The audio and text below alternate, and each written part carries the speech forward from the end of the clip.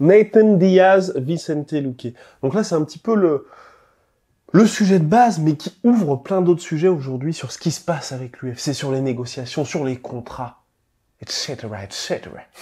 Mais avant, opération Handogis, déjà, merci beaucoup pour les 90 000. Ouais.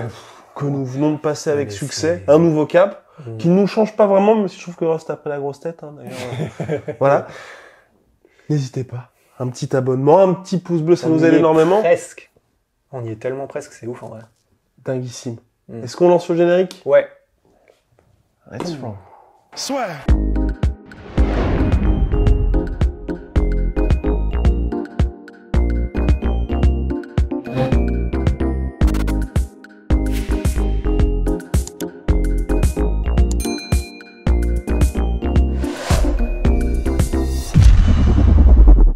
Nate Diaz contre Vicente Luque. Nate Diaz veut le combat, Vicente Luque veut le combat. Nate Diaz veut combattre en décembre. Pourtant, ça ne bouge pas du côté de l'UFC. Et moi, là, je suis en train de me dire, Rust, il y a plusieurs choses. Nate Diaz est en fin de contrat. Il y a peut-être un précédent qui est en train de se créer avec Francis Ngannou, où là, lui aussi, il y a des difficultés avec l'UFC. Et aussi, ce qui se passe où l'UFC fait du petit management, avec par exemple Deiveson Figueiredo contre Brandon Moreno, qui est déplacé en janvier, parce qu'on a Leon Edwards contre Masvidal, qui est sur la carte de l'UFC 269, et du coup l'UFC se dit, bon, on a, pour citer Rost, un énorme banger, avec Oliveira contre Poirier, plus Leon Edwards Masvidal qui est hyper intéressant, donc plutôt que d'offrir aux fans une carte qui va être surchargée, tant qu'à faire, diluons, exactement. Et là, j'ai peur qu'il se passe la même chose avec l'UFC qui dit, bon, là déjà, on a quand même 2 combats qui me garantissent quasiment les 500 000 pay-per-view. Ouais. Pourquoi ajouter un Nate Diaz contre Luque où on sait que ça va être spectaculaire?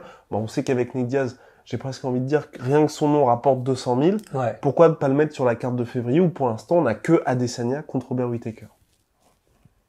Bah ouais. Bah la messe est dite en fait. Hein. Mais du coup, c'est pas dommage. En fait, j'ai envie de dire si, mais d'un autre côté, j'ai envie de dire. Tu les comprends? Ouais, presque. Ouais.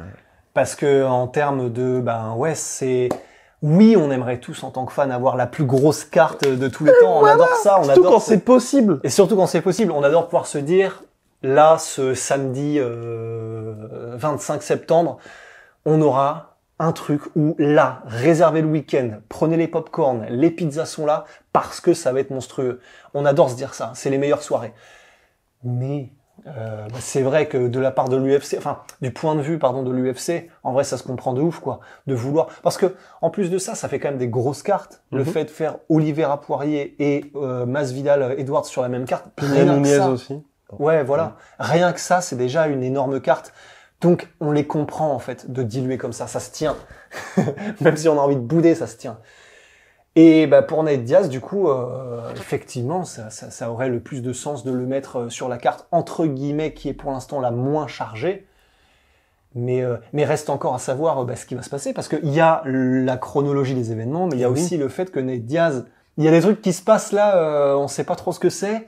Nate Diaz envoie des tweets en mode il doit y avoir un problème du côté de Luque parce que moi je suis chaud mais ça n'avance pas, donc je pense que Luque il y a un problème sur son contrat, je pense. Ça c'est Nate Diaz. Ali Abdelaziz, manager de Vicente Luque, est en mode aucun problème sur le contrat de Luque. Je pense que c'est Nate Diaz qui est en train de faire des petits trucs avec l'UFC pour vu que c'est son dernier combat sur son contrat. Ça c'est ce qui est officiel en tout cas. Voilà, mais donc en gros pour Ali Abdelaziz c'est des petites manigances. Vicente Luque, lui, de son côté, il est juste en mode je veux combattre Nate Diaz, je suis prêt pour 10 rounds, d'ailleurs, il a dit. Donc, on est dans une situation où, en fait, on sait pas trop qui dit quoi, enfin, qui dit la vérité, parce que je pense que soit Nate Diaz, soit Ali Abdelaziz, forcément, il y en a un des deux, si ce n'est les deux, qui savent très bien ce qui se passe. Nous, on est laissé un petit peu dans le brouillard. Mais je pense qu'effectivement, il y a peut-être Nate Diaz qui a envie d'évaluer ses options. Peut-être effectivement comme Francis Ngannou qui n'a plus encore qu'un combat sur son contrat. Nate Diaz, si c'est pareil, et visiblement ça a l'air de l'être, lui aussi peut-être qu'il a envie de voir s'il peut pas au moins tester l'UFC, tester le marché ensuite, pour voir quelle valeur il peut tirer de son image et quelle valeur il peut tirer de son statut en fait. Mais ça me fatigue moi. Vraiment ça me fatigue parce qu'on était dans cette même situation avec Nate Diaz de 2016 à 2019 jusqu'à ce qu'il fasse son retour contre Anthony Pettis, retour victorieux où il s'estimait pas assez payé, il y avait pas mal de tractations avec l'UFC. On a perdu 3 ans de prime Nate Diaz quasiment. Là, j'étais en mode, bon, bah c'est cool. Voilà, il est de retour. Bien évidemment, Nate Diaz, vous le savez, il a besoin du public, donc l'année 2020 était off pour lui. Et là, on était reparti sur l'année 2021, pardon, avec un Nate Diaz qui est actif, le retour du grand frère aussi. Tous les voyants sont au vert. Et là, te retrouver encore une fois avec ce qui s'est passé avec Francis, avec Masvidal, avec John Jones, avec Conor McGregor en 2020, où même lui s'exprimait pour dire si l'UFC, il faut qu'il me laisse combattre. Et finalement, il avait combattu avec un tout petit peu de public à Abu Dhabi pour son retour en janvier 2021.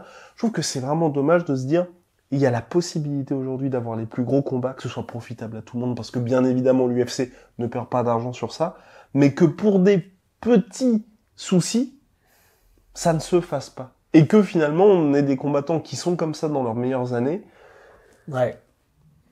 Et enfin, dans leurs meilleures années, peut-être pas Nate Diaz, mais je veux dire, là, c'est clairement les dernières années de Nate Diaz, tu vois, potentiellement. Et donc, tu vois, de se gâcher ça, en plus, honnêtement, un Luque contre Nate Diaz, c'est parfait, parce que Luque, il est hyper spectaculaire, mais aujourd'hui, il a un gros déficit d'image. Clairement, vous le regardez, vous savez que soit il se fait finir, soit il va finir son adversaire. Je crois qu'il a 14-2 sur ses 16 derniers combats. Je crois que c'est quelque chose comme ça. Enfin, je crois que c'est monstrueux. Et à part Wonderboy et bref, à part donc Wonderboy et un autre gars, il termine tout le monde, c'est hyper impressionnant. Donc voilà, là il faut faire ce combat. Ouais. Et honnêtement, en plus, tu vois, tu fais ça sur la carte de décembre, juste après ou avant le combat Diaz-Masvidal, tu te fais la revanche du BMF aussi, quoi qu'il arrive, tu peux faire des histoires autour de ça. Parce qu'en plus, ils sont tous dans la même catégorie. C'est clair. Non, c'est clair. Ce serait l'idéal, mais ça probablement que ça n'arrivera pas. C'est ça qui fait. Mais c'est vrai que ça fait un peu. En fait, je suis partagé entre ça fait un peu chier et d'un autre côté, en fait, vu que là tout le monde est en train de créer des problèmes, peut-être qu'à un moment donné, ça changera quelque chose. Ouais, mais que ça se fasse directement. En fait, c'est plus à ce niveau-là où ça me pose problème. Tu vois, Leon Edwards contre Jorge Masvidal, c'est officiel. Et quand il y a eu l'officialisation, j'étais presque, après tous ces mois de tweets, tous ces mois de Leon Edwards qui est en mode non, je mérite le title shot, tous ces mois, ça fait 2 ans que les mecs sont en clash. Si l'UFC avait fait ça il y a 1 an, au moment où il fallait le faire, on aurait tous été contents parce qu'on aurait été, ah ouais, le Tupi-Sana Soda, là, ça va se régler dans la cage. Ils ont pris, à mon sens, beaucoup trop de temps, qui fait que là, moi, ce que j'ai juste en tête, c'est, ah bah, enfin, ils le font. Ouais, non, c'est vrai. Et ça, c'est jamais bon, ça. Ça, c'est jamais bon parce que c'est vrai que du point de vue des fans, si tu assimiles un combat ou un combattant au fait que ça traîne, au fait que c'est pas au meilleur moment, au fait que, un peu Pacquiao Mayweather, tu vois, au fait que, ouais, c'est bien, mais c'est pas l'idéal, c'est pas le meilleur moment, c'est jamais bon. C'est vrai que c'est jamais bon parce que, tu perds des moments potentiellement iconiques. Parce que là, en gros, si tu surfais sur la hype, par exemple, effectivement, Edwards Masvidal, si tu surfais sur la hype, et je me souviens qu'à l'époque, on en parlait, on était en mode, là, il faut le faire maintenant et tout, ça ne s'est pas fait. Ça se trouve, ça aurait fait un truc historique, de la même manière que ça l'a été pour Masvidal quand il a surfé sur le truc du BMF. Si Masvidal est devenu aujourd'hui une superstar qui, à lui tout seul, est capable de régler 600-700 000 pay-per-view, c'est parce qu'il y a eu une inertie. Et cette inertie, c'était Darren Till, Ben Askren et ensuite Nate Diaz. Battle Smart Parker. Ouais. Et c'est parce qu'il y a eu cette inertie et que tout a été parfaitement fait dans le temps où il le fallait que on a une superstar en fin de course.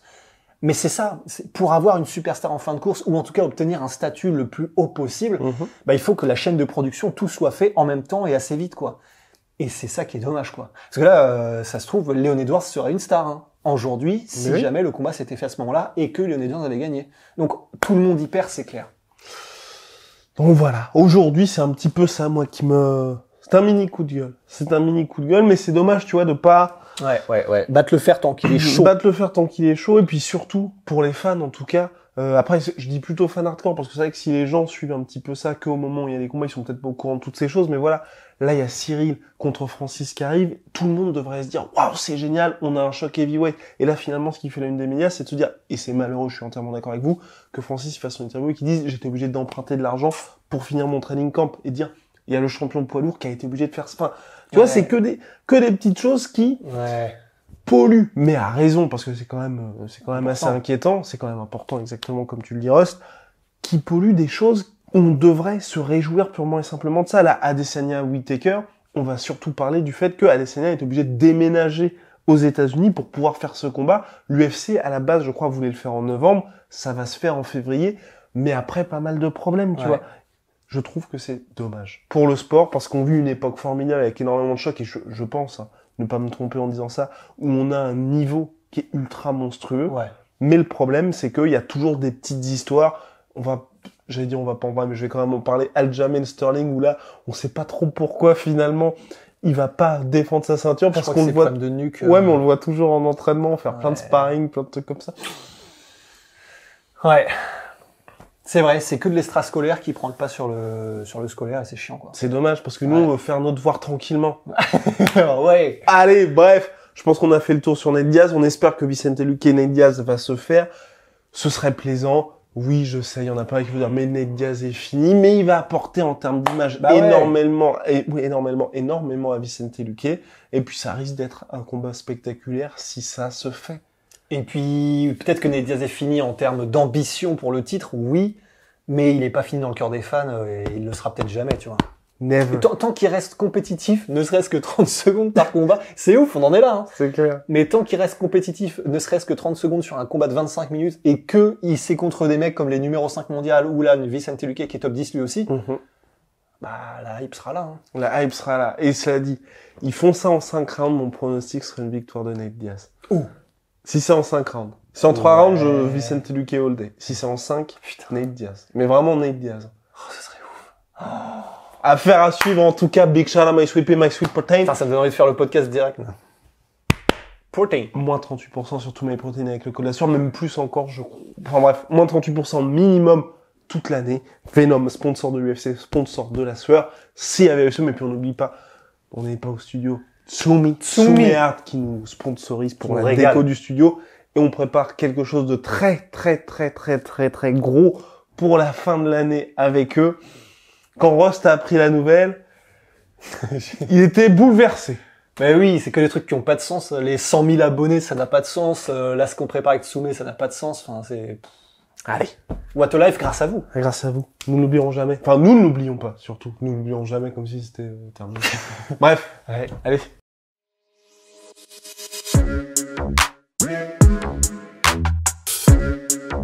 Yeah.